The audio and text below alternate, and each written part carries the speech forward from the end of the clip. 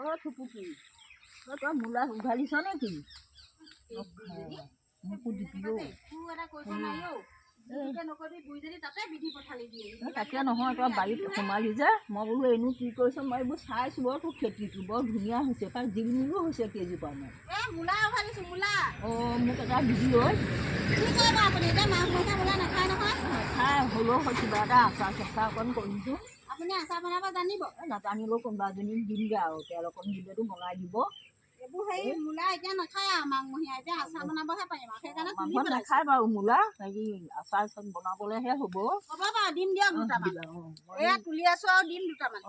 মই কাৰোবাৰ বনাম আৰু দেই কি হ'ল বিহু বুলি দেখোন পৰি দিলে খাই নাই মই আলহী অতিথি হেৰি অসুবিধাত আহিবই পৰা নাই অ' সেইকাৰণে মই আজি বোলো থুপুকি ঘৰতে বিহুটো খাই আহোঁগৈ নহ'লে তাইতো মোক থ'ব নহয়।